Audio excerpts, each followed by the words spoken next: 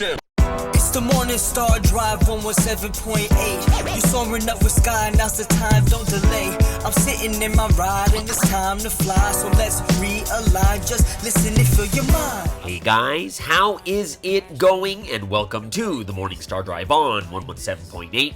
It is Monday, November 13th, and so happy for you joining us. We are ready to start another day together with the Lord. So subscribe to us on YouTube, follow us on SoundCloud, and make sure to support us on Patreon. So today we have an exciting podcast for you. We have 2G Talks with Eddie Kweon, the Sunday Message Word Study, and of course, commentaries, updates, and news on what is happening around the world in this history today. All right, everyone, how are you doing? It is Monday once again. A new week is beginning. Hope you guys really enjoyed your weekend, whether it's a Sunday message, whether it's going out playing sports, whether it's being with your friends, relaxing, reviving, restoring your health from the busy work week. I hope you guys really enjoyed and looking forward to another awesome week. Now, don't forget, we have Q&A Thursday, so get those questions ready. Send them to me whenever you can. Get them, actually, not whenever you can. Get them to me as soon as possible. You can either DM me or you can put it into the comments below. Would love to hear what questions you have for this week, too. All right, so if you haven't yet, go ahead, leave a like and comment below to build our community. Just super happy for everyone joining us every weekday on the Morning Star Drive. Let's get up and support each other each and every day.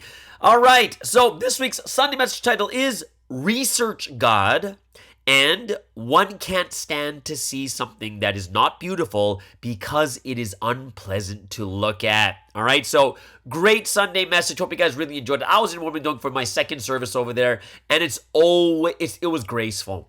Yeah, and tons of foreigners were there too. Once again, Japan and Taiwan were like the biggest groups of people there. I think there was another country there too, but I forgot.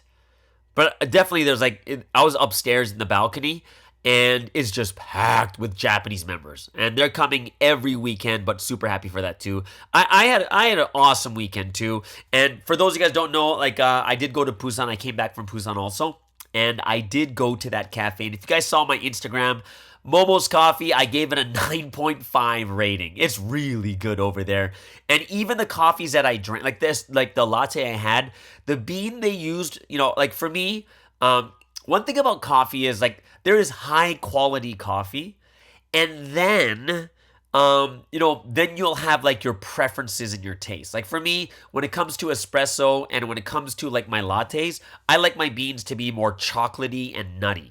That's the flavors that I really like.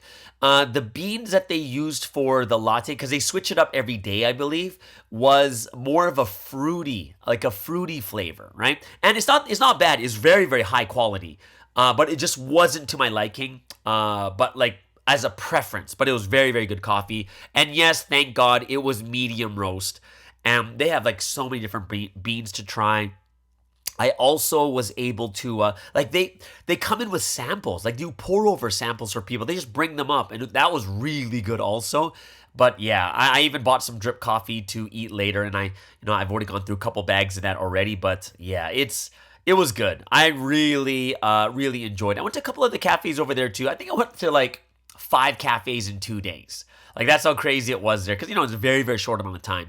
But, for me, I really enjoyed Busan. Coffee is good. Well, the people are good, obviously. It's about the people and meeting people at the cafe with good coffee, which adds to everything else. But amazing time there. Really did so much in 2.5. Well, I left on the Thursday morning, so I really only had 2 days there. But I enjoyed it. It was so much fun. Met some good friends there too. So yeah, I had an amazing trip. And you know what? Tomorrow I'm heading to, today, right? Monday. Well, right now, it's 11 p.m. on Sunday night. Yeah, it was a busy day for me. A lot of people visiting. A lot of friends are coming over. Had lunch with people and stuff like that too. And volleyball practice. And I ended up coming home a little bit late because after volleyball practice, they had a Korean barbecue at the church in Kumsan. Man, it was never ending. It was basically all you can eat. It was never ending meat. It was crazy, right? And the one thing that was kind of crazy, the one thing that was really weird, not weird for me, Because that's the realization about myself and how old I'm getting. Like, guys, I joke around about being old and stuff, but it's because I'm always around young kids, right? So we were playing volleyball, and the team that I play on, there's like a 15-year-old, there's like a 20, a 17, like I'm like basically the oldest, right? But when we went to go eat the meat, I was so shocked. Like, I was so shocked how much food these kids were eating. I was at a table, 15-year-old, 17-year-old, 20-year-old. It was like their mouth wasn't even a mouth. It was like a black hole. It just kept going in. Like, I was done after, they just kept filling our barbecue like twice. I think they ate like 4 times. I was done after 2. It was crazy, like so much. These guys, I guess, but the thing that makes me realize how much older I am now is because when I was young, I would eat the same way. It would be just never, you'd eat until like the food reached up to your neck. You know what I mean? Like it was almost coming out of your mouth. Like you eat so much. But with these kids, man, like I'm gonna tell you this, they were just consuming this meat.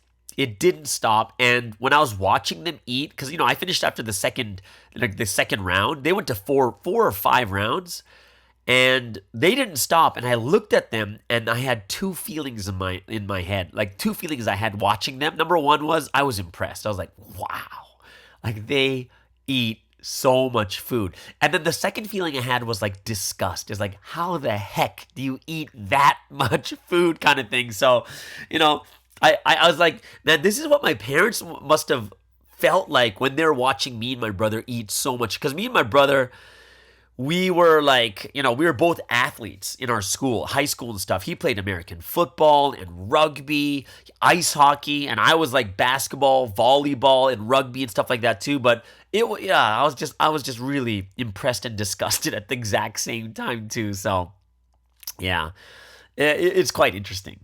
So, I'm getting ready to plan my trips and stuff. Obviously, the 21st of November, I'm going to be heading over to Taiwan. So, I'm excited about this trip for 2 weeks. I'm excited to see the new cafes they have there, the new coffee culture and stuff. But talking to good friends, going to meet a lot of people over there too.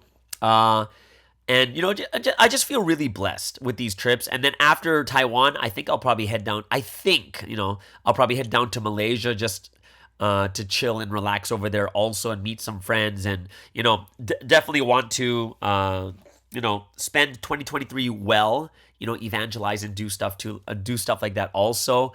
But it's okay. I don't know about you guys, but I think I told you guys this last week. My feeling I'm getting right now, and I don't know if this is the right inspiration, but this is just my feeling. The inspiration I'm getting is it's like, this is my last trip. Like the last trip for me to go travel around like this. Like I feel like this will be my last trip. I will be settling down in one area, right? After all this traveling I do right now, I'm not going to be traveling as much as I did before, but I do feel like I said before, I'm going to get a mission and I'm not going to be traveling around as much. So I think this is going to be quite interesting.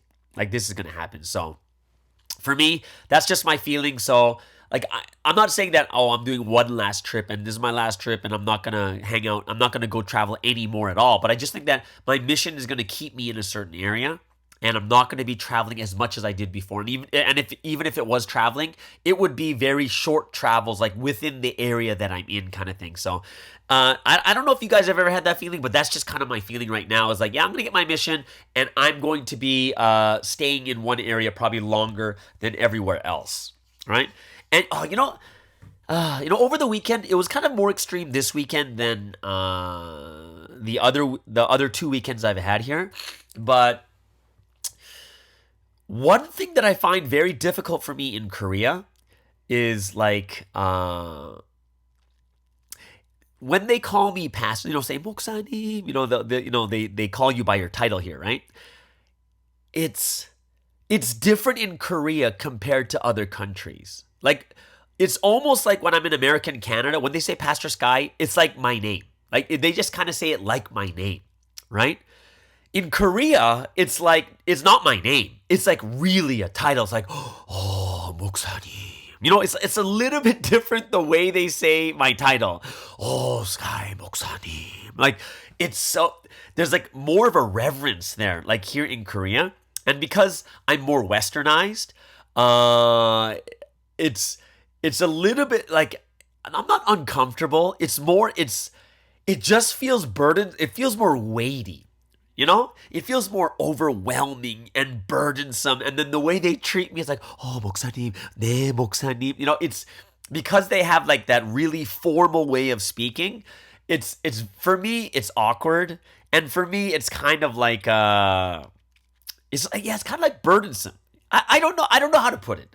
This is completely an Asian culture thing. It's not about me being like I don't know. I think it's because I'm Western and I'm not used to that. I'm used to the hey Pastor Sky, you know, like hey Pastor Sky, how's it going, Pastor Sky? Like Pastor Sky sounds like my name is Pastor kind of thing, right? But yeah, it's just so different here, and like the way that they treat, like Koreans treat me, is kind of like I don't know what it is. It's like they kind of lift you up a lot higher than other countries, right? And you guys kind of know what I'm saying. Like it's I think this is one of the reasons why people can misunderstand Sunstein, because it almost looks like the way Korean culture is like you're worshiping someone, but it's actually a sign of reverence and respect. And I'm just not used to it. Do you guys know what I'm saying? But like for me, it's a little bit weird, but it's not weird at the same time because I am Korean too. But it feels overwhelming, right? Like, when I was eating, like the mothers that come to me and say things and treat me really well, and then, they'll the way they talk is very, very different to me. But on the other hand, I also understand where they're coming from because I am Korean too. And it's something that is completely done out of respect and love. And of course, especially in Providence, we put such a high value on spiritual missions. You know what I mean? Like, it was like, it's not just a pastor. You're a pastor in this history kind of thing and running for this history. And, people will put a high level of respect on people who run hard for this history too. And it's just a different way. Like, for me is when there are like people, you know what it is? Actually, I'm kind of realizing right now as I'm talking about it, if there's someone older than me, do you know what I mean? Like if they're older than me and they just give me that much respect, it feels a little bit uncomfortable. Just because they're older than me and I feel like I should be respecting them more. But when I'm with my friends or people that are younger than me and they speak in the proper formal way, it doesn't feel like that. Does that make sense? I think that's what it is. It's probably because when they're a lot older, I feel like I should be, treating them with more respect and such because they're older than me. And because when the younger people treat me like that, it doesn't feel as burdensome because they are younger than me. So you know what? Maybe that's what it is. I think that, I'm realizing as I'm talking about this. Yeah. But, the one thing I am going to say that I am very, very grateful and thankful for is everywhere I've been, all the people I go to talk to and I'm around, I really feel God's love and how much He really loves me and takes care of me constantly during this trip. Like I'm being taken care of. People like just unexpected things happen. Like, wow, thank you so much. What you don't have to give me this. Like it's so shocking to me that like it's God like in my face saying, hey, I'm taking care of you. Can't you feel it? I'm like, God, I really feel it. And it's almost burdensome. Like, it's like, God, you're taking care of me too much over here kind of thing. But I really feel God's love. And the feeling is God is telling me, you know what? I love you so much and I'm going to take care of you in the future too. So don't worry so much about this. So that's kind of one of the things that I'm really feeling during this trip. It's been what? A little bit over 2 weeks? Yeah, it's been about 2 weeks now. It's been about 2 weeks and going into the third week right now. But I am very grateful and thankful to God for everything that's happened here. And just feeling His presence and feeling like this is God saying, in the same way, I'm going to take care of you for the rest of your life. In the same way, I'm not going to leave you. In the same way, I'm going to love you even more. Like that's the feeling I get. So that's why I'm very, very grateful and thankful. By the way, I did tell you that we have a volleyball tournament this Saturday. I'm playing with the Kumsan Church, right? And very interesting practice today. And I'm the setter, right? And I've been playing volleyball ever since like I was in elementary school and stuff like that also. But very, very interesting practice today because I'm setting and my hitters is like Daniel Baker, who speaks for the Until the End podcast on Fridays, and then his younger brother Joshua, and both these guys are tall. Like Daniel's like 6'1" or 6 feet 6'1", and Josh is like 6'2", right? So these guys are tall, right? Especially for Koreans, but they're also good hitters, and I'm having so much fun. Because they have so much, and like my team is 17-year-old, 20-year-old, 15-year-old, like 14, I don't know, like 18-year-old. They're all young except for me, practically, right? I'm just having fun because they have so much energy. I have to do I could do less work, right? And they have so much energy to do more, which is kind of funny because yeah, like when I look at them and being 17 and 20, I'm like 45. So even Daniel, who's like 25 years younger than me, I was like, man, he could actually be my son. If I got married early, he could be my son, right? And definitely Josh can be my son. He's 17, right? So I was just like, wow, these kids, it's crazy when I think about these kids because I think that I act their age. You know what I mean? Like I act kind of like really young. And I was like, man, I gotta, these kids are young, but I feel like they're the same age as me, or I'm the same age as them. And I can kind of feel it because they treat me like one of the guys, kind of thing. I think. I don't know. I hope this comes. Maybe Daniel will answer this in the Friday segment that he does. If he thinks or treats me like I'm one of like his friends, probably not, right? Maybe not. I don't know, right? So over the weekend, I had this really interesting conversation with the pastor. So I went to eat lunch with the pastor after I got back from Busan and stuff like that too. Just really interesting discussion. This discussion was about what do we do from here? Right? What do we do from here on out with the situation that we're going through? And, regardless of what happens to Sunsteam, no matter what, we still have to push this history forward. This history's got to shine, right? There's not going to, when if something happens where Sunsteam's like, oh no, things don't work out, and let's just say Sunsteam has to stay in there for like years or whatever it is, right? Do you think Sunsteam's going to be like, oh no, woe is me? Or he's going to be like, all right, guys, I'm here. I'm going to write the word. Now you guys go out and preach. We got to make this. Like Sunsteam's going to be like, we're straight. We're going to be making history regardless of where I am, right?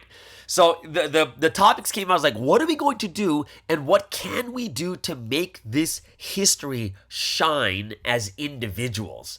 And I think that was a great question because, every person's going to have a different thing that they need to do. However, the mentality has to be the same, right?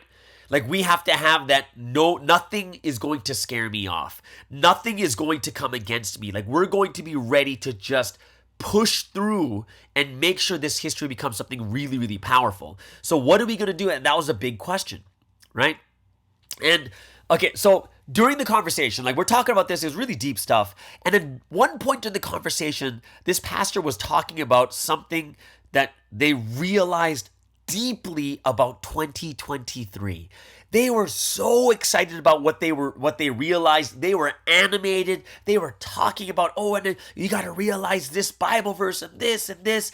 And when they were telling me, I could feel the passion. I could feel that they realized something so deeply.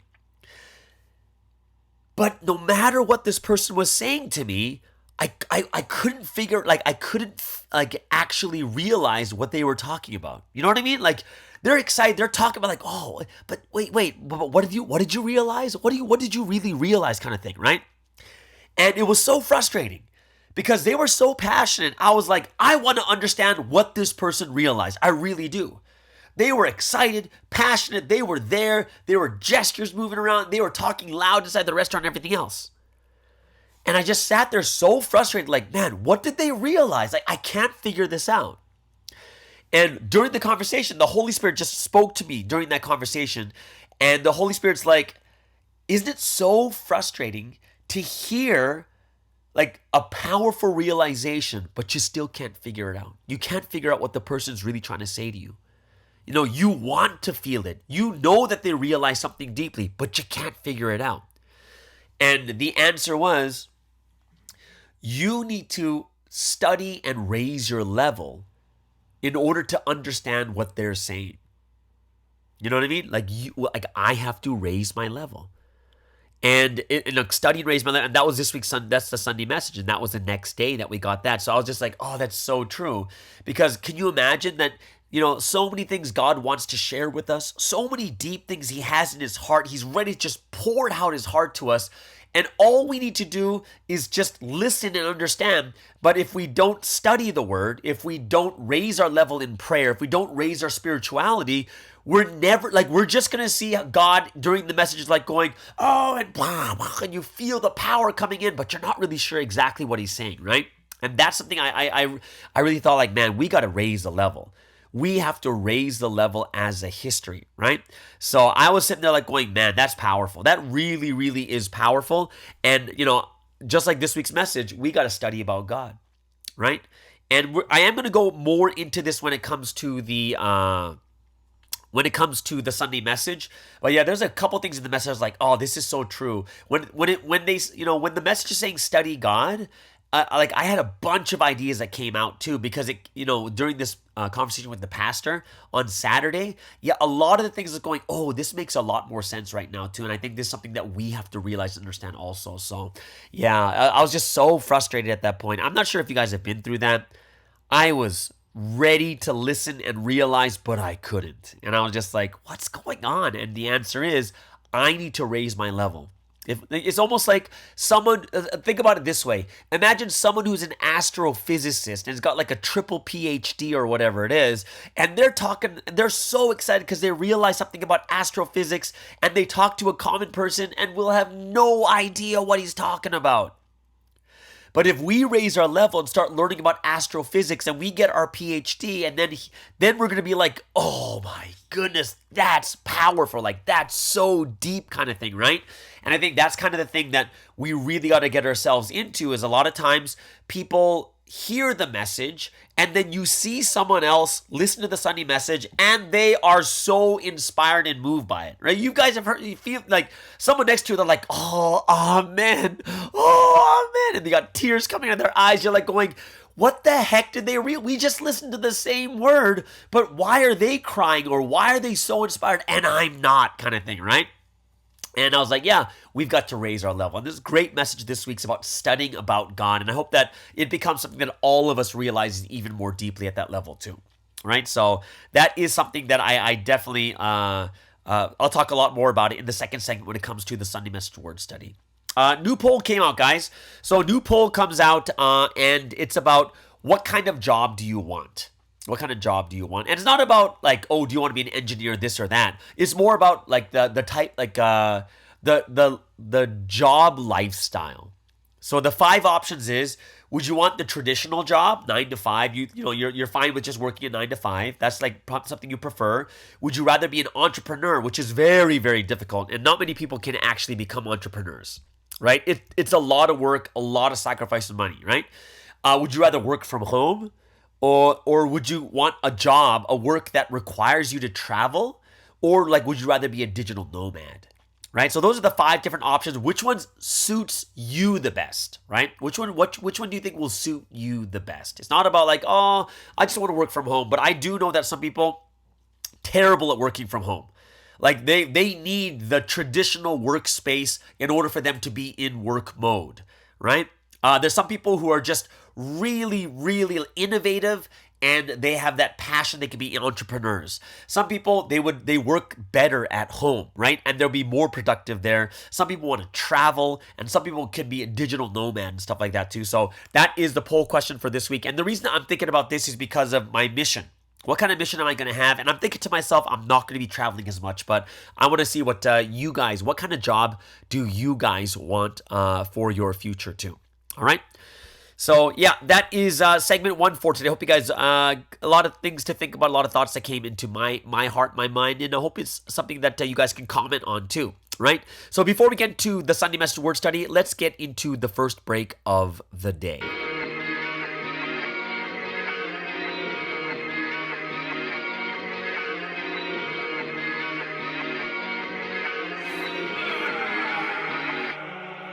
Yeah, rise up to the challenge, armed with the word in action, belt to the truth, fasten, shield of faith in one hand, sword of the spirit I'm slaying, no mercy I'm praying, everyone thinks I lost, but now I'm turning Super Saiyan, I gotta be new, gotta be great, I only gotta win this thing, fixing mistakes, fix who I am, all I wanna do is change, gotta be brave, gotta be tough, no more time for delaying, it's just training, all those times of pain, off, pushing my limits, only God, I'm trying to be better, I'm trying to feel God, enemies watching, they want you to fall, but you have to be better, you have to give it your all, every day I make myself, but I know it's not easy, this is the life I chose and I know my spirit's breathing, the battle has only begun and I may take damage, but if I fall, all I know how to do one thing, rise up to the challenge, armed with the word in action, belt to the truth, fasten, shield of faith in one hand,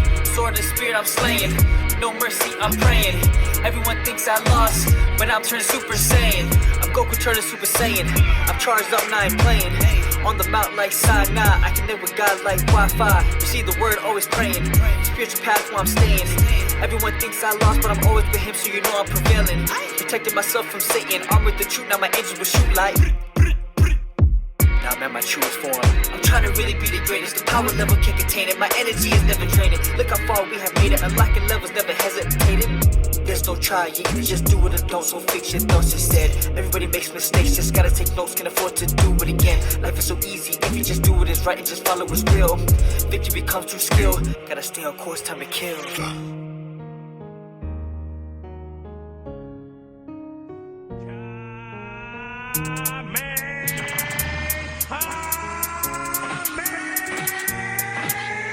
Now's the time to rise and shine, bigger than the past and never forget, God is Lord, by your side, holding your hand, dry your eyes, trust in the Lord every night and day, he'll never let you go, don't fall away, be bold, be brave, and with all your heart, love the Lord to the end of time, rise up to the challenge, armed with the word in action, held to the truth, fasten, shield of faith in one hand, sword of the spirit I'm slaying, no mercy I'm praying, everyone thinks I lost, but I'm turning Super Saiyan.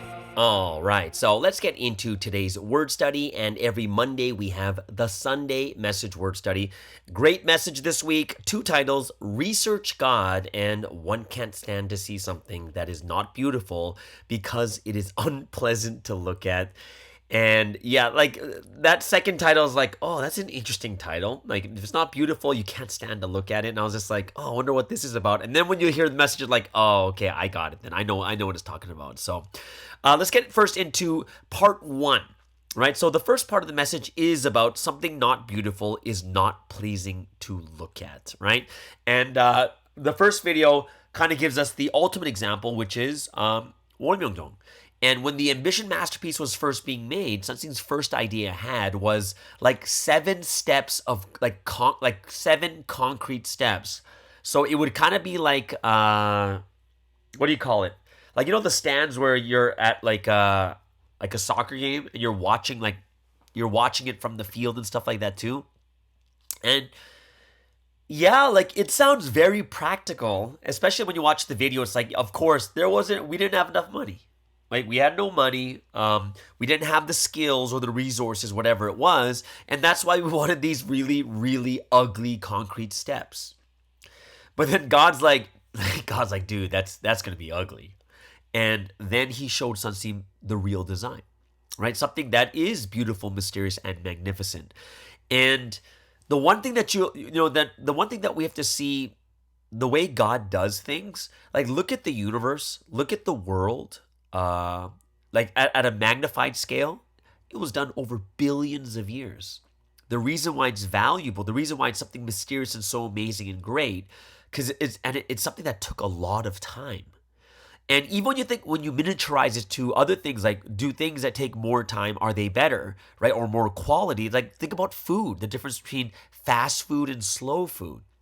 The slow food is healthier. The slow food tastes better. And the fast food is like, yeah, you'll get it cheap and quick, and it's got a lot of preservatives, and it's got that flavor, that fried or that flavor that a lot of people like, but it's just not good for you, right? And it's kind of like concrete steps. You get it quick, fast, and easy. You have a place, you'll get those concrete steps done very, very quickly. but it's not nice to look at. And it's not something that you can keep for 1,000 years. Like, can you imagine if the ambition masterpiece looked like the concrete steps? Can you imagine, like, we'd be like going, oh, let's go to Warmingdong. Like, why are we going to Warmingdong again? Look at it now. And you're like, every time you go, you're like, when did this get built? Whoa, when did we get this? When did we get that? Oh, I can't believe this place here, kind of thing, right? And all of it was made with absolute time. Like, even just getting the right rocks is very interesting because the first 5 times that it fell over, we just didn't have the right rocks. But at the 6th time, we got all the right rocks that we needed. And we're like, kind of like, well, God, why didn't you give us the rocks from the beginning? Or why, because then we could have built it properly. And the answer is no, we couldn't, because we still needed to work on our skills first on how to build this type of ambition masterpiece with the rocks standing up. It wasn't something that anyone, even any landscaping place, really knew how to do. We had to develop those skills first, right? And when you look at it now, you can't sit there and not look at it and say, okay, that's magnificent. Like, that is amazing, right? Every time you go, you're like, are you kidding? Like, this is real. It looks like a fairy tale dream, but it is real, right? And what God is telling us here is not just the history of God. It's not just things like Warmingdong, but also people too, right? If we want to be amazing, if we want to be beautiful, mysterious, magnificent, like all these things that God really wants, we have to be made according to the right design. And when it comes to God's design takes time. Sunseam too, he wasn't made in like 2 years. It took him over 20 years just to get to the basic form of who he is. And then another 45 years just to be where he is right now. And I'm going to tell you this, like,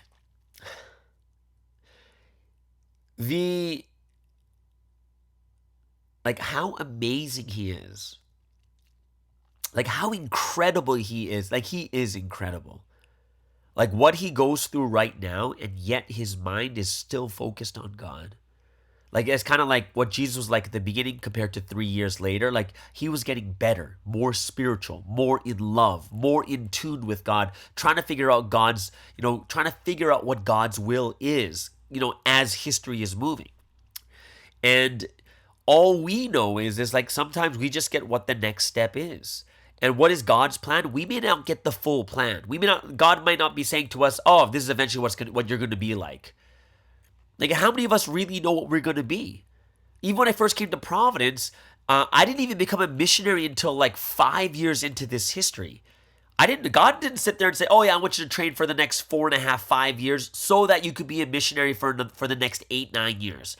No one knew. And then even after that, I did like my missionary work for like 8, 9 years.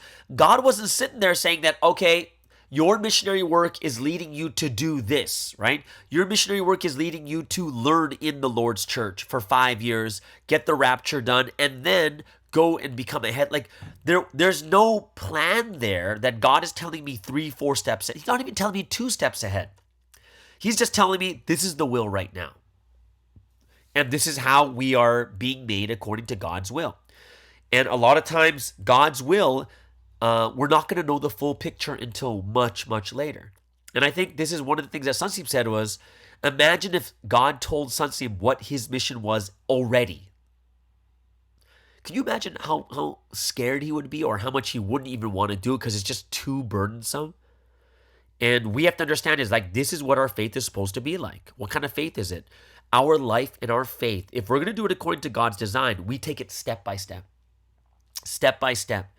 God, what do you want me to do next?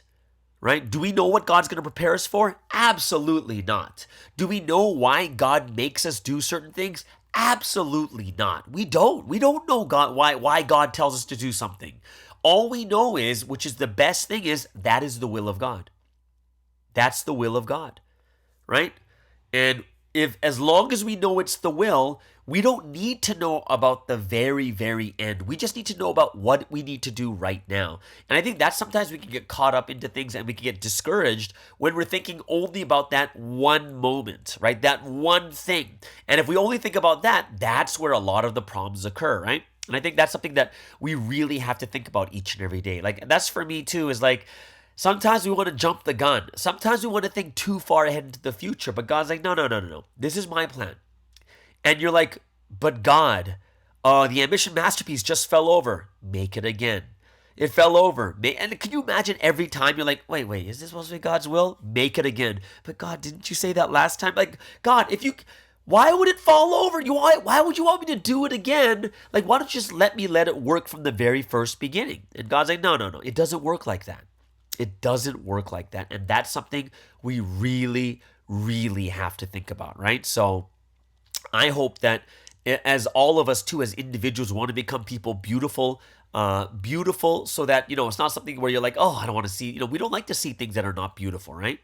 Like, this is why when people look at a magazine, people want to look at beautiful people. That's just natural. We naturally want to look at beautiful people, right? Or beautiful people in like beautiful meaning they have some type of skill.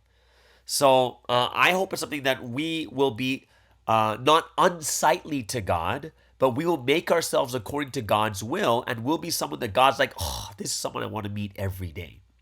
Like, wouldn't that be an amazing thing to hear from God? I want to see you every day. Can you imagine God saying to you, you're beautiful? Like, that's crazy. Like, imagine God says, you're beautiful. For me, I'm just like, wow, that would be, like, I'm sure even girls would be like, wow, can you imagine if God said that to me kind of thing, right?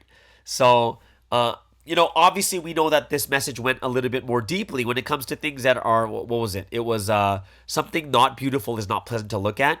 Essentially was talking about especially the people that betray, the people that lie, the people that slander, right? Or their hearts change towards the Holy Trinity and the man of mission, stuff like that too. So yeah, to God, that's something that's not beautiful. It's unsightly. God doesn't want them to be in his presence kind of thing, right? So I hope that's something that we would really think about too, is how can I, if you want to really be in God's presence constantly, we need to really be those that do things the way that God wants, right? So that's something that I really liked about that first part of the message, right? When you get into like the main messages too, make it according to God's design and will, right? So this is one of the key points is you have to make things according to God's design and will, and then it's going to be if you don't make it according to God's design and will, then it's not pleasant to look at, right? But if you do, it's pleasant to look at. Right? And one of the things that God doesn't want from all of us as people in this history is to change, right? So when we change, what does it mean to change? Change means to change your heart. Where you were someone who once loved God, and now you're someone who doesn't love God, right? And when you kind of look at that verse that came out is Revelation chapter 3:16, right? Because you are lukewarm, neither hot nor cold, I'm about to spit you out of my mouth. That sounds rude, right? Like a lot of people will say that, no, God loves everyone. He thinks everyone is beautiful. And the answer is no, he doesn't think that way. Or else a verse like Revelation 3:16 that God would spit you out of his mouth wouldn't exist, right? And to God, when God says beautiful, he's not talking about physical beauty. He's talking about how much you love him, right? That's what he's talking about. How beautiful are you? It's beautiful people are those that love you. Those are beautiful people. Our moms are not the most beautiful people in the world, but we say they are the most beautiful people. Why? Because they love us that much. And when you look at a verse like that, it's like, hey, guess what? If you're lukewarm, I'm spitting you out of my mouth. If you're lukewarm, think about that, right? So what does it mean if you're neither hot nor cold? Hot means you're on fire for God. It means you have that love for God. It means that you have that passion. Cold means I don't love. There's no heat in my heart. You don't love God that much. So God's like, be one or the other. And you're like, wait, how does that make any sense? Isn't it better to be lukewarm than to be cold? And what's the answer to that? Well, think about this. When it comes to God's love, if you're cold, God knows exactly where you stand. right? So he's never going to be disappointed. If you're hot, God knows exactly where you stand. He's not going to be disappointed. But God will get disappointed. God will be like not destroyed, but God's going to be disappointed. God's going to be hurt a lot from lukewarm people because sometimes they're hot, sometimes they're cold. They don't have good responses. Like, that's one of the things that we don't like. If you're telling a great story and the people are kind of like, they're not really into it, we don't like it. We don't like it when people are like that. We want them to either be laughing, right? Or we need to know what they really, really feel. But if you're kind of in the like, you're kind of like half laughing and stuff like that, people don't like that either because it sounds very condescending or like you're being mocked, right? So we need to be hot or cold. And at this time, we can't be lukewarm in the middle, only doing things when, just to show face to God. No. Right? God can't stand those types of people. Those who lie and deceive and betray and change their hearts of love, right? Because think about this. Who's the lukewarm? It's the people that used to be so happy and joyful, but now they leave and say, like, whoa. These are the people that hurt God's heart so deeply, right? The heart is deeply, deeply hurt. But I really like this one point from the message. I thought this point was really good. So like, God's deeply hurt here, but then he says, you know what? Do you know why people curse and say evil things? And you're like, oh, that's an interesting answer I'd love to hear. And God's like, people curse and say evil things because they have no hope. And you're like, ooh, yeah, that makes sense. And they're tormented. So when you think about it, imagine you live a life where there's no hope to be better. There's no hope for something better in the future. Yeah, you can understand why these people would curse, why these people would say evil things. Because there's no future in their life. Right? And imagine those people who betrayed and left, they might be trying to convince themselves that they have a future. But their spirits know what's going on. Their spirits know there is no hope now. Their life is tormented. So I looked at that, I was like, wow, that's pretty intense when you think about that. Like, to hear that type of thing, it's very, very like, this is like the human psychology. You have no hope. You're tormented. And why are you cursing and saying evil things about other people and such? Because you have nothing to look forward to in life. And a lot of times people want to see like misery loves company, right? Misery loves company. And they want other people to feel the same way that they feel. It's really, really sad when it's like this too. But imagine that life when you're just tormented and you have zero hope of getting out of that torment. So I thought that was a very, very powerful statement that he made there too, right? So, like there was so much stuff here about the deceivers, the people that went against the man of mission, people who change.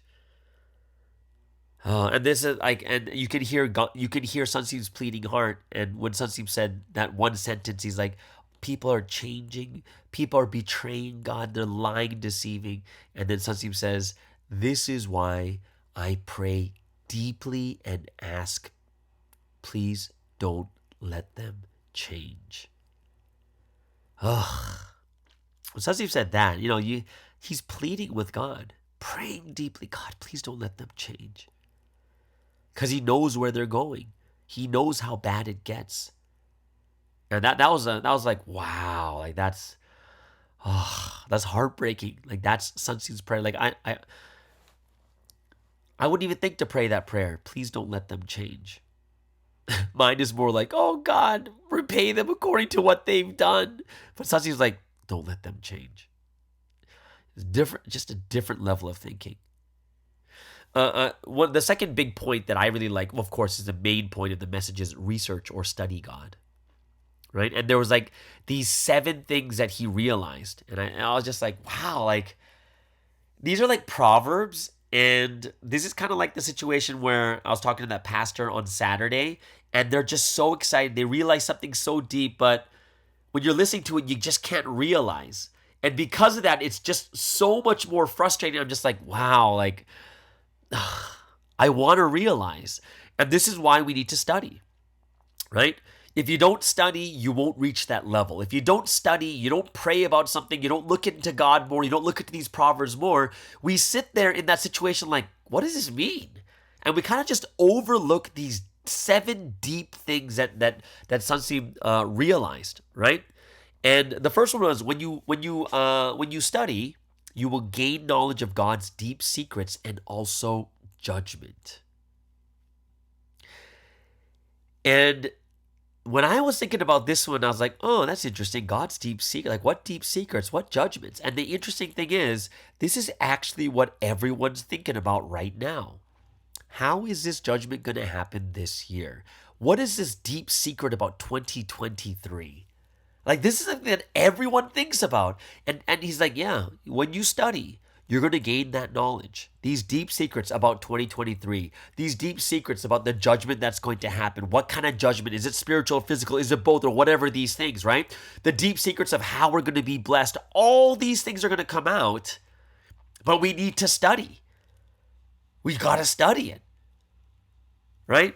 And it's like, you got to study and you're going to gain this deep, deep knowledge. And I was saying like, yeah, like that's just something we've all wanted. But if you really want to know God's deep secrets, if you really want to know what's going to happen with God's judgment, you've got to study the Word. You got to study God, study the Bible, right? You have to study a lot. And this is when we're going to start realizing these things, right? The second realization he had is when you study, God gives you wisdom and knowledge, so you will become His body and confirm it. That was the interesting part. You'll become His body and confirm it. So that's something that I didn't really understand or get. What do you mean by confirm what? But the good thing is when you study, you get wisdom and knowledge, right? And then if you get wisdom and knowledge, then you become God's body, right? And when you become His body, I'm just not sure what the confirming part is, but that's an interesting one that I want to go over a little bit more for this week.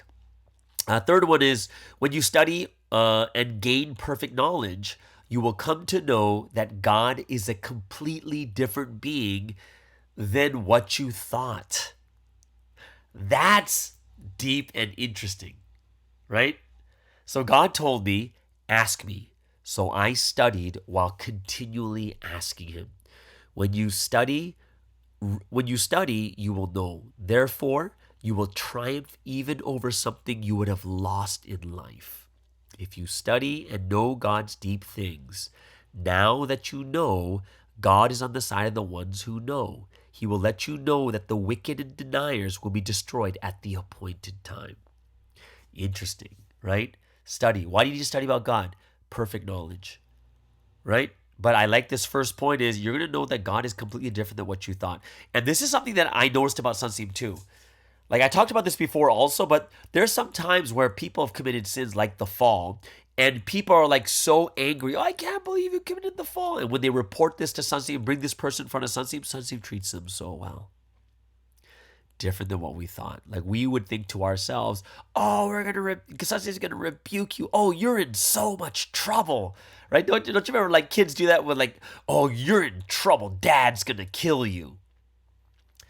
But it's like when you come to know God, it's different. He's completely different than what you thought. That for me is really interesting. Like that's deep. Like, oh. Because then I start to think about what I think about God right now. Right? It makes you think about that. What do I think about God? And I wonder if I really know God deeply, what's actually different about God? So, that's something that I think, like even when I look at Sunseam stories, I'm like, yeah, Sunseam is much different than people think. And a lot of times leaders try to show who Sunseam is, but they may misunderstand who Sunseam is and show him like in a bad way or show him as someone angry or like this or that when people don't really know, right? You'll know when you actually come in front of him and you see how he runs, see how he works with people and stuff like too. So I'm just like, yeah, that's very, very interesting. Number 4, the fourth realization is if you study carefully, you will come to know all the will that the Almighty God planned for the whole world in providence. Know God's boundless power and that nothing is impossible for Him. Once God judges, He destroys and doesn't even remember it. And I think that makes that, it sounds weird, But it actually makes sense because if you remember it, you'd be tortured by what you remembered, right? Destroying something that, that needs to be judged. Do you want to remember it? It's like trash. If you have really, really smelly trash, who wants to remember smelly trash? You got to get rid of the trash, right? If it's a dead tree, you got to get rid of the tree. Why do you want to remember it, right? You don't want to remember it. Like, think about last week when we saw the Vietnam War videos, right? Was that on Wednesday, I think? Was it Wednesday or was it Sunday? Talking about it was on Sunday. The videos about the Vietnam War, and then it shows the body with maggots inside. Like, do you want to remember? No one wants to remember that type of thing.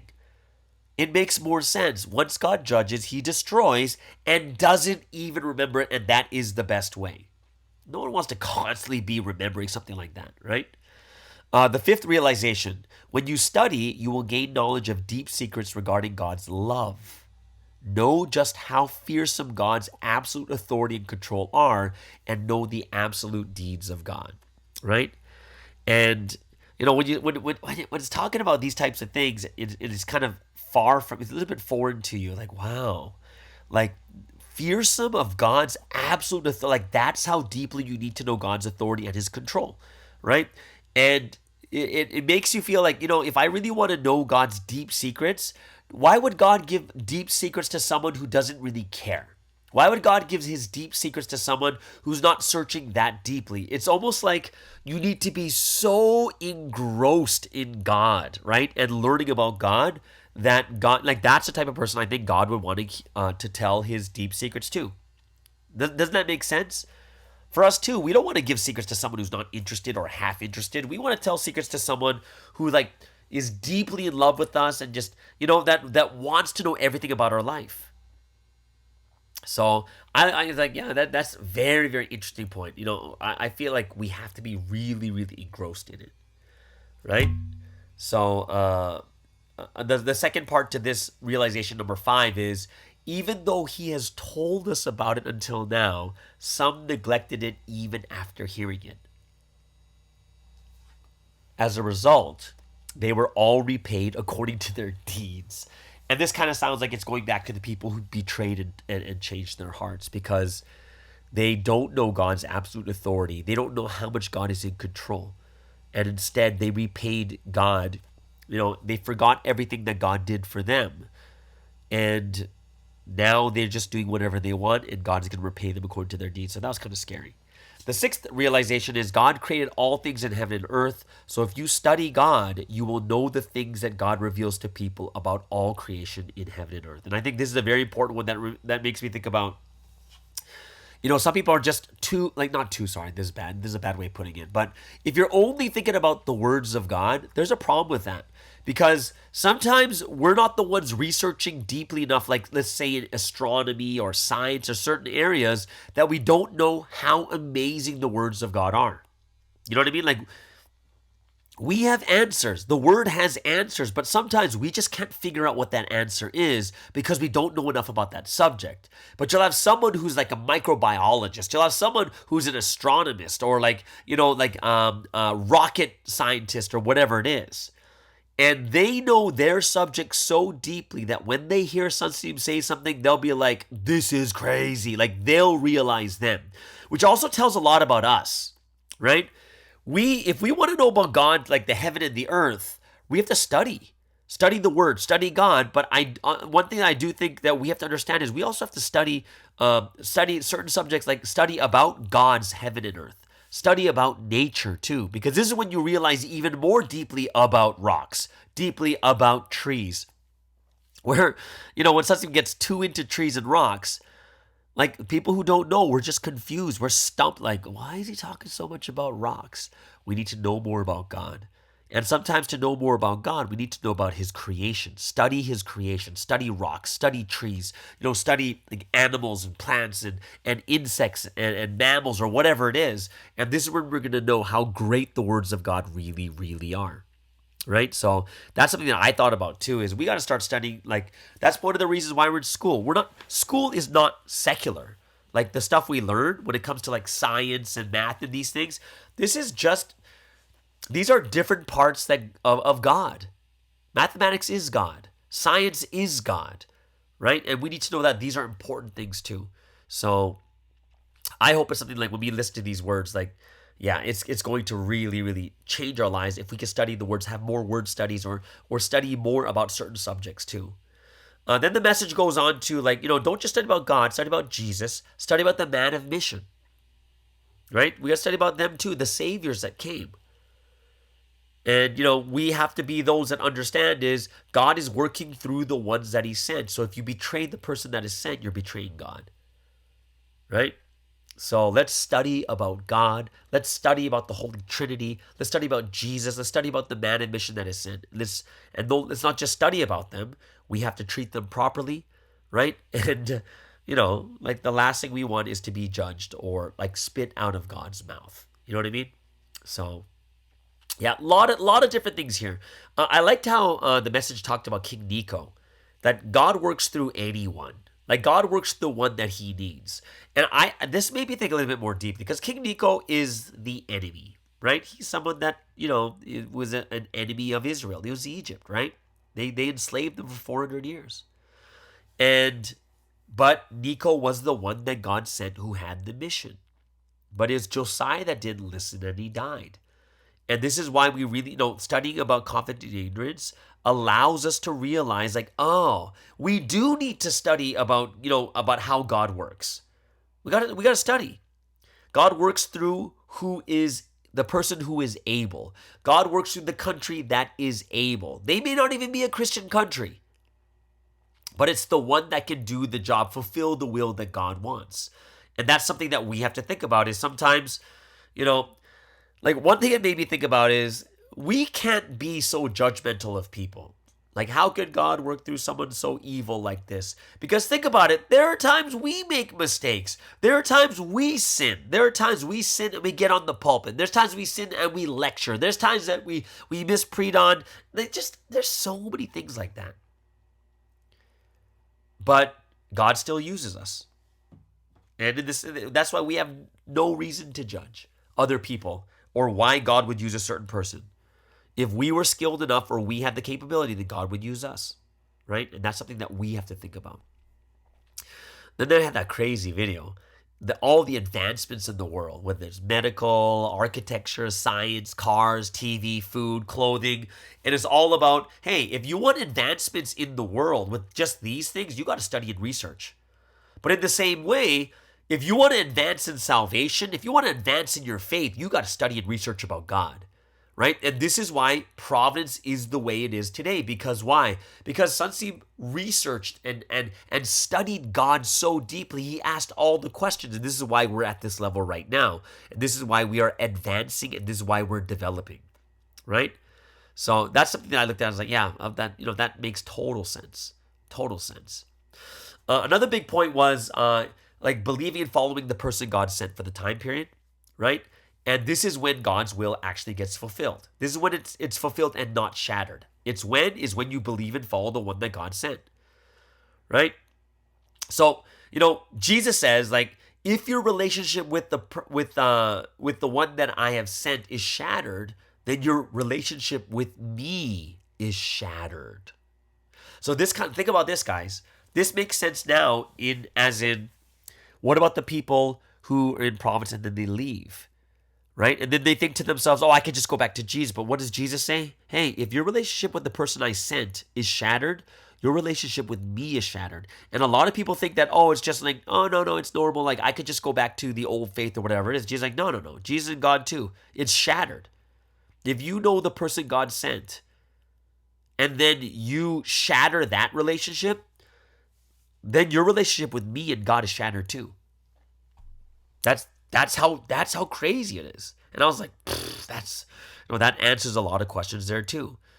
Another big point was don't engage in the incorrect faith of the letter like the primitives, but instead read the Bible and study, research God, right? So this is a point when it comes to the 30 lessons, right? It's basically teaching us properly about God, right? We need to have correct faith, not by the letter, because it's the letter that kills, right? 2 Peter 3:16 keeps coming up, right?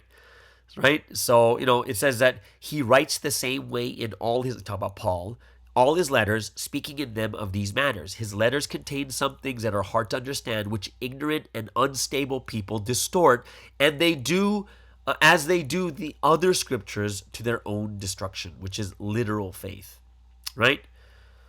What's the Bible study about? It's about rapture, not in the air, on the earth. The Lord's second coming on the clouds, which is people, not literally the clouds in the sky. The fire is the words of God, not a destruction of actual fire of the entire earth and creation, but it's through the words of God that destroys the wickedness in our hearts. The end times is not literally the end, but it's a transition of time here too, right? And if we want to be those that live with God, if we want to be those that actually live with the Holy Trinity, we need to know this absolutely, having the right type of thinking that God wants, right?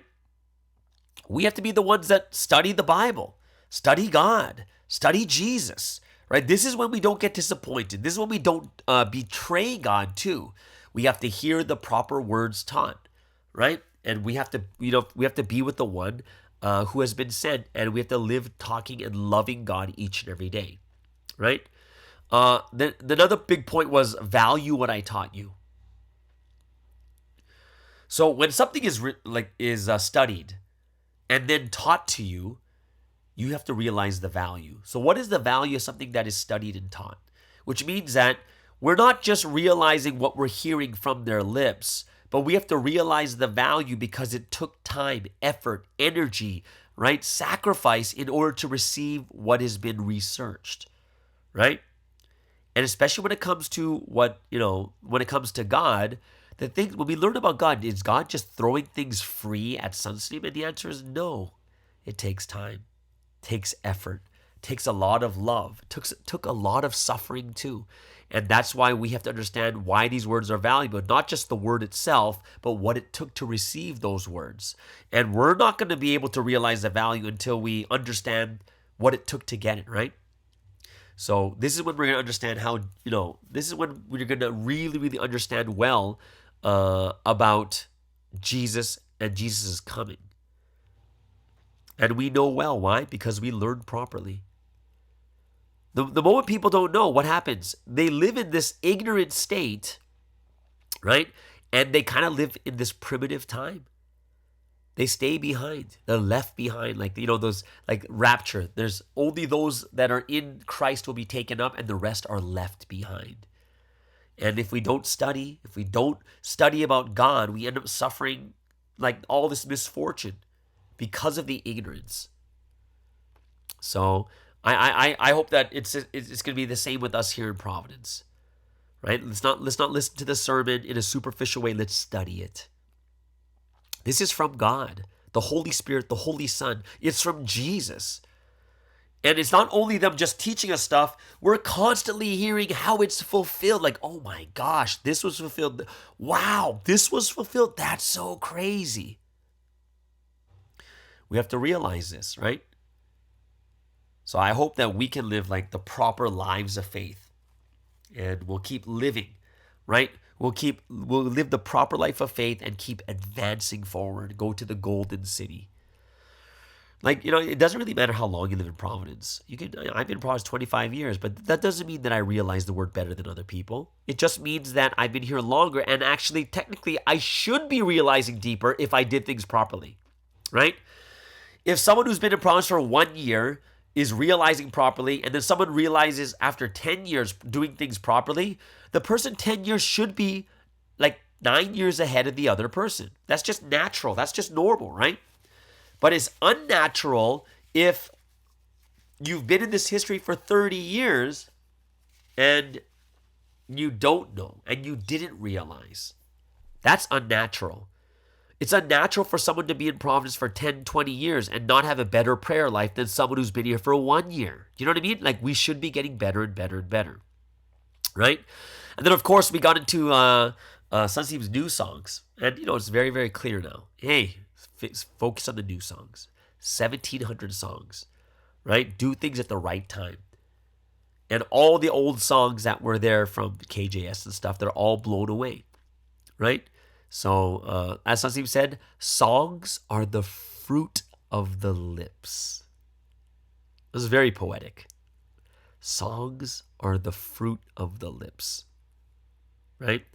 Remember, it's Holy Spirit made the lyrics, God made the melody, right? And we sing these new songs acknowledging what God has done through those lyrics, right? So I hope that all of us can become those that are really, really researching God properly and deeply too, right? Yeah, we have to be so like realize how blessed we are. We are so blessed. Like we are living at the time of the final history, learning the deepest words. Like we have to realize how amazing that is. We have been taught properly. Whew. Yeah. This is why Providence develops, like just look at Woimendong. Look at Woimendong and you can already see there it's a testament of the history that we're living in right now. Just look at Woimendong. Yeah. Oh, the one part that I was really into was the weapons. I don't know if it's just because I'm a guy. I'm like, yeah, the word is the tank. I'm like, oh, the word is a tactical missile, the nuclear missiles. It's armored cars and aircraft. Like, I can picture that in my head. These modern weapons. And we're given the best weapons of faith just to destroy Satan. Like, we have these weapons. Right? For me, I'll just like, I can feel it and I'll listen to it like, yeah, just take a gun and like, I don't know. Like, it's like John Wick. When I watch John Wick, I feel better. When I watch like these like really violent movies, I'm like, yeah, and I feel so much like stress relief when I watch those things. So for me, I'm just like, yeah, this was the man part of the message, right? Fight with the weapons of the new time period, right?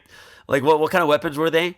Yeah, there was like he even didn't even say something like fighter jets, attack, what like aircraft carriers, armored cars, fighter jets, like all these things came into my mind. And then he's like, and guess what? All the words you're hearing right now, they're all components of an atomic bomb. And I'm like, yeah, like I just can see it in my head, dropping this bomb and obliterating like billions of Satans at the same time. You know what I mean? It's kind of like in Lord of the Rings when in the first movie when he cut the hand off was it Sauron, and then all the evil the orcs and the Orokai and all of them just kind of poof and disappear, like they turn into dust. Like that's what it kind of reminded me of too. I was just like, yeah, Michael the Archangel, yeah, he's cool. Commander of the heavenly armies, leads tens of billions of angelic forces in warfare of faith, right? Cutting edge weapons, yeah, missiles of the word, tanks of the word, guns of prayer, missiles of love. Like I was just like, yeah, that was kind of speaking my language for me. I don't know about other guys. For me, I was just like, that was powerful, right? So I hope that we will be able to fight with the words and use the weapon of the words, the weapon of prayer, and just destroy Satan in our everyday lives, right? It's through the prayer. Prayer is going to destroy evil. Prayer is going to save lives. Prayer is going to be the things that God is going to grant. These are things that we really, really want. And I hope it's something that we will just really get our hearts and our minds really fixed and focused upon, right? So, guys, we have to make ourselves beautiful when it comes to our faith. Physically, spiritually, our actions, our thoughts, how much we love God. And we got to do this by studying God, knowing about God, who He is, how He works, right? And this is when we live like the proper life of faith, the deepest of proper life of faith, right? And of course, 2023 came up in the message at the very end, right? It's like, yeah, this is something that only we unravel and take action on. I'm like, whew. Right? If the more we study, the more we're going to realize what 2023 means and what's going to happen too. Right? So I hope everyone, let's adorn ourselves beautifully each and every day. All right? So that is the word study for today. Hope you guys really, really enjoyed that. And before we get into G Talks with Eddie Kweon, let's move into the second break of the day.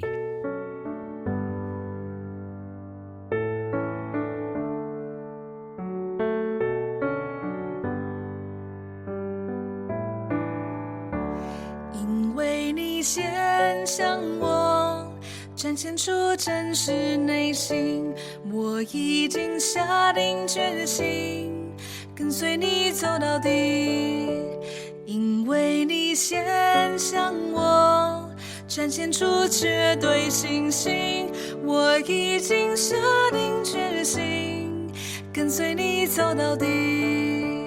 比起世上人们千言万语，我只愿相信你那一句真实言语。比起世上人们千言万语，我只愿相信你那一句真实言语。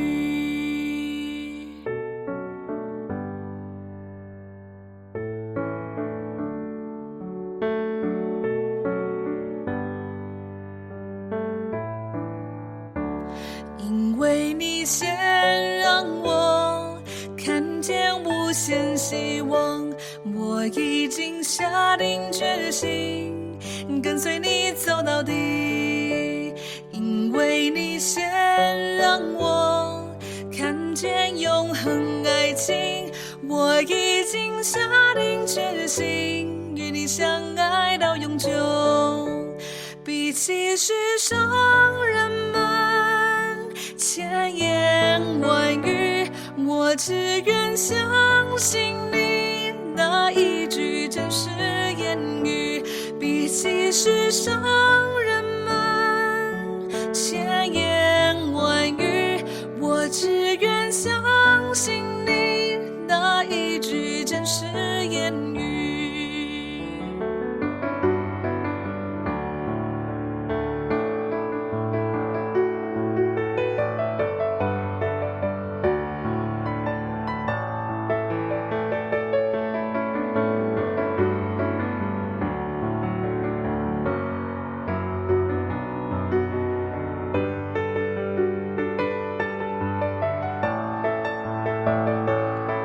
你说的每字每句，从来就不是随口说说。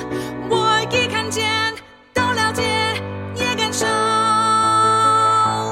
带给我光明而非黑暗，给予爱而非怨恨，带来清晰而非混乱，赐平安而非不安。因为你赐我永恒无限，我怎能不爱你，怎能不跟随，带给我光明而非黑暗，给予爱而非怨恨，带来清晰而非混乱，赐平安而非不安。因为你赐我永恒无限，而非一瞬间，我怎能不爱你，怎能不跟随？我的内心刚强又坚定，就像树木深深扎根在这地。我的内心刚强又坚定，就像树木深深扎根在这地。比起世上人们千言万语，我只愿相信你那一句真实言语。比起世上人们千言万语，我只愿相信你那一句真实言语。Okay, so let's get into today's final segment, and of course, this is 2G Talks with Eddie Kweon. You know, if you hear something like some noise in the background, it's actually because I'm doing my laundry, and the machine is really loud. Can you hear that? It's spinning. I'm not sure if you can hear it or not. I can hear it really loudly, but I'm not sure if it's coming through the mic or not. But that's the laundry machine going. But either way. So we're going to go to 2G Talks with Eddie Kweon. And very, very interesting because he started reading and translating the Peace Soccer book, right? So he's going to share some key parts and summarize things on 2G Talks about this too. Other things that he's going to share, updates and stuff also. So yeah, let's get into it. Everyone, please welcome all the way over there from San Francisco. This is Eddie Kweon with 2G Talks. Hello everyone, welcome to another week's episode of 2G Talk. So yes, now we are getting into year 3 of 2G Talk. I'm really not sure how long this segment will go, but I thank you for everyone who's been listening, and I'm really grateful for Pastor Sky for giving the opportunity too, right? Because at any time, he could have gotten sick of this and asked someone else, right? or wrap this up too. But who knows how things will go. But this is all to say that it's really been so amazing. Like even recently, so many things have been going on, and I think everyone likes a bit of continuity, right? Connecting like these different segments together. And so I was listening to Daniel Baker's segment on Friday, and I noticed that he talked about our last segment where we talked about the 48 laws of power and everything too. And I really like the segment that he gave, and I think it tied in really well to actually everything that Pastor Sky was talking about early on in that segment too, because yes, like so many things have been happening, and so we really have to be careful with how we think, right? Because Pastor Scott was talking about on Friday about how we need to make it to the end, and that's exactly what Daniel's segment is about too, right? But then if we give words to, like, if we give form to our thoughts in the form of words, especially our negative thoughts, it can really impact how we feel and how we think and ultimately how we act, right? And that's something that even people, right, even like this author in 48 Laws of Power is observing in reality. And so I see that just how careful we have to be with our words, and I got a lot of reminders this week that really, once again, that okay, I really have to be careful with my words again. And I think that's a great thing, right? This, like, being put into the fire again, being made again, being remade again, and thinking about what it is that we have to do. So yeah, I said that we're gonna start kind of like a new segment, right? Like a new part of 2G Talks and the MSD 117.8, and so I'll get into that too. But going into it, I wanted to give a short introduction anyways, because I see everything that God is doing, and it's just incredible. And so it's kind of like what Pastor Scott was sharing on Friday, but I feel like we have to we the people who experience it have to talk about it and share it, right? Because otherwise it won't be remembered, right? Like, I know many people, I mean, not many people, but I know some people who have left too, and after they're gone, even though they have these stories, they completely forget. Because sometimes I'll like meet these people once in a while too, and then we'll reflect back on those stories, and then their faces will actually light up, but you can see from their faces too that they actually forgot those stories, even though those stories were incredible to the listeners too, but for themselves. And so just that's all to say that I feel like we really have to testify,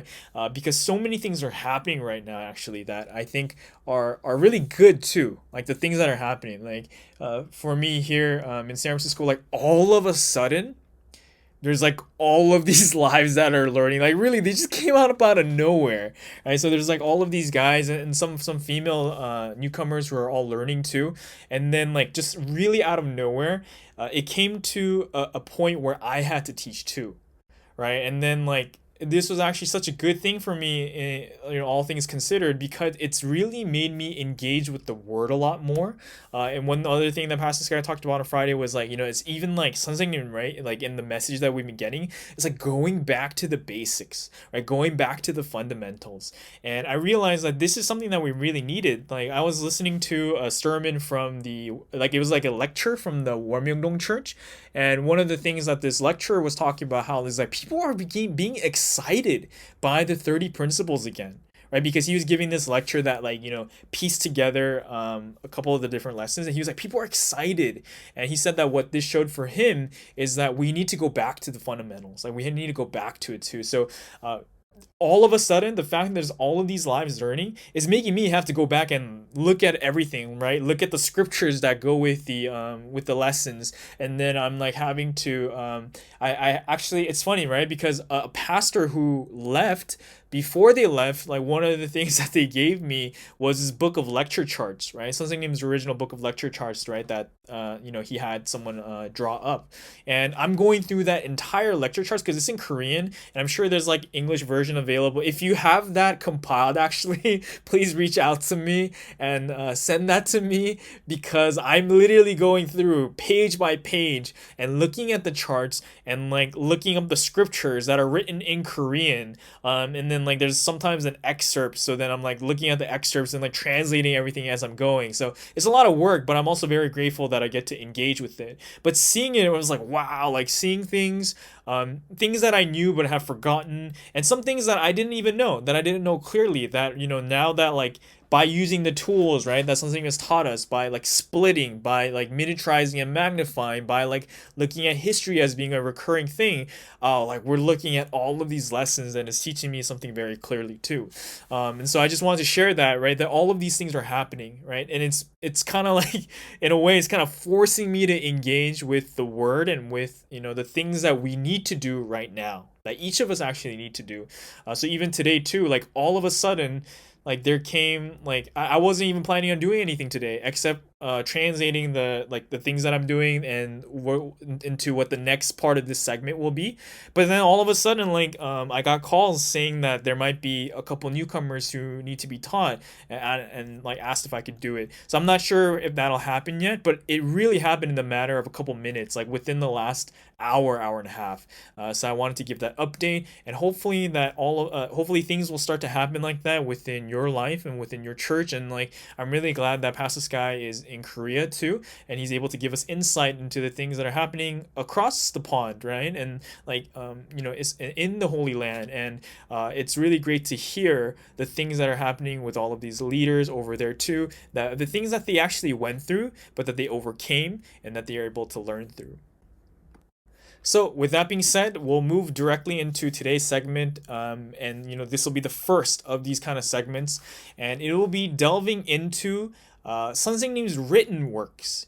And the first written work that we're going to start off with is a book that I've talked about a few times now, but I read this for the first time 3 years ago. I think it was actually right before American Providence had our first ever national soccer tournament, at least in the style that we've been doing it the last few years. So it was before the very first time. So because of that, I felt like I wanted to read through the whole thing, and it was so amazing. But actually, it's my appreciation of it has only really grown and matured now, like after 3 years. And so I feel like I have to revisit it. And as far as I know, there isn't an English translation, so I'm like translating it as I go along, and that's like making me engage with it to another level. So this book, the title is called Peace Soccer, right? And I think in order to talk about the segment, we'll reference this book as Peace Soccer. But there's like, if you guys have seen this book, on the right corner of this book, there's like a little almost like a poem, like this little like phrase that's written in like the kind of rose gold like font, and it says that soccer is something that is given. Soccer is praise that is given to God. Like once again, it's soccer is praise. It is glory that is given to God. And I was like, wow, like that's just so poetic, because that's really what the premise of the book is. And so I wanted to share that for today. So far, I read through like the first chapter of the book. And so I just kind of want to share a few things for those who are interested, so that we can follow along together with this segment. Yes, and so I think the first thing that we'll do today, in order to keep this within a timely manner, I first want to relay verbatim the greetings from the author, right? Or something named as like the foreword from the author. And the first chapter is actually really short, so maybe I'll share some things from that. But without leaving anything out from the greetings from the author, this is what something wrote at the very front in the foreword. It says, "Since I was a child, I wanted to meet the Lord more, to understand the Lord better, and to believe in the Lord and to love him more devoutly. So I've been praying in the mountains, and sometimes in the abandoned mines. And the Holy Son accepted my prayers and taught me the secrets of the Bible. And so following that time, the time that I was a child, God called me to preach the gospel to the world. And so I went to Seoul to preach the word. People kept coming, and I preached in a small room day and night. I also prayed for patients who were sick with tuberculosis and other diseases. I ate, drank, and lived with them. And later, I became sick like them, and it even reached a critical stage. And the condition of my lungs deteriorated rapidly, and my health also deteriorated." So at this time, I prayed to the Lord to help me to recover. And the Lord said that He would let me have 2 hours from 6 to 8 a.m. after morning prayer to run on the sports field and play soccer. And after listening to those words, I immediately started going to this middle school sports field close to my residence, and I ran and played soccer every day to get better from my illness. And so, together with the members, we exercised after the pre-dawn service. The disciples exercised together, and their health became extremely good, and their bodies became as strong as steel. And through this time, I was able to run like a superhuman and play soccer all day without feeling out of breath. And 6 months later, the x-rays showed that I was completely healed. And as I became fully healed, one day when I was playing soccer with my disciples, I suddenly thought, I'm someone who's here to preach the word, right? Is it okay to be playing soccer like this? And I actually felt very sorry to God and to the Holy Son. And at that time, the Lord made me realize playing soccer is also showing faith in God and is also giving glory to God. And so I thought to myself, this is the Lord's will. And I received tremendous grace and continued to play soccer. And there was a period when my skills were so good that even when there were 5, 10, and sometimes even 20 or 30 goalkeepers, I could still score goals, thus demonstrating God's divine ability. Sometimes I played 6 games a day, and I played about 100 to 120 games a year, and in one game I scored as many as 20 goals, exciting the crowd that had filled up the stadium. Thus, there was a rise in soccer culture, and eventually through God's blessing, South Korea and Japan were allowed to co-host the World Cup in 2002 and enter the semifinals and the top 16 respectively. Such a miracle happened. And as a translator note, before 2002, Japan and South Korea's performance in soccer was not that good, and the two countries were incompatible, right? And so they weren't able to hold a competition like this together. And so it says, when we were out on the sports field, we did not just play soccer, but I told everyone to use their healthy bodies to evangelize and dedicate lives to God. And we evangelized many people who came to watch the soccer game. Among those evangelized were professional soccer players, and after I showed the professional soccer players my soccer abilities and skills, they said that it was God-like soccer, and we played together and they felt happy. They said that because they are athletes, rather than sitting and listening to the words to offer service, they preferred playing soccer. And playing soccer was more fun, and they received more grace. Moreover, other people received the fire of grace in their hearts through cheering and praising. Through soccer, the Lord taught me the method to lead Providence history and preach the gospel. And He also taught me the method and love that could overcome the temptations of the world. When I play soccer, I don't think of my opponents as enemies, but as lovers. And I teach others to do the same. This is peace soccer. In this way, soccer in Providence is not something that is played only to improve health, but it is used to give praise to God and to put the Lord's love into action, preach the gospel, and through this, make a world of peace. While I was away from Korea, I was unable to play soccer in earnest. But after I came back, the Holy Son allowed us to form and make a new soccer league. Everyone who plays soccer in Providence must play peace soccer. Soccer is praise and glory offered to God. It is the history of Providence, and it is putting word into action. It is with that mentality and health that we need to run Providence and achieve the rapture. When playing soccer, you should always remember these words and play peacefully. Rather than winning, the purpose of playing soccer is peace, harmony, and health, and you should learn how to live your life through soccer. This time, the word I taught during the 20 years of playing soccer have been collected into this book. All soccer players should read and practice these words to achieve peace soccer. I bless the soccer players and fans to be healthy in their spirit and body in the name of the Holy Son. Signed by the president of the GACP. Yes, so this was, Sunsunny's forward to, all the fans. Actually, as I'm reading this verbatim, I see that, I have need of editing after translating it too. But I hope all of the heart that, Sunsunny has had was conveyed through this. And like once again, sharing that rose gold, font, that phrase that was written, it said that soccer is praise, it is glory, right, that is given to God. And I think this last part, it was really moving, because it was telling us that this isn't just about soccer, right? And this is something that we know, this is something we've talked about this many times, but I really want to get into this book, because this book isn't just about soccer. Because I know, especially for us in Western speaking countries, we might not be as interested in soccer that much, but he said that this is like how we should live our life, right? We should learn how to live our life through soccer.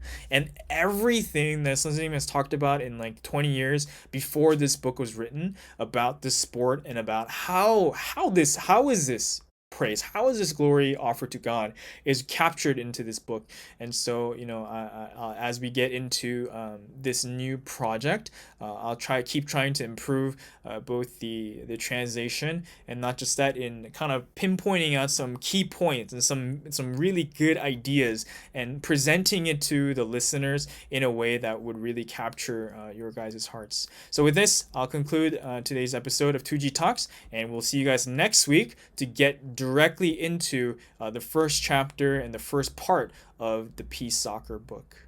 All right, and thank you so much, Eddie, for another wonderful episode of 2G Talks. And it's really refreshing to hear about the Peace Soccer book. So I hope that you'll continue to share some more insight from that book. Also, he's got he's a second gen. He's Korean, so he speaks Korean, understands it, and he also speaks English really well. So it's good and refreshing to hear about these books that probably a lot of us may not have read yet. Okay, so there it is, guys. That is the end of today's Monday podcast. Hope you guys super enjoyed it just as much as I have. I hope you guys have an amazing and awesome day, and we'll see you guys again tomorrow on the Morning Star Drive on 117.8.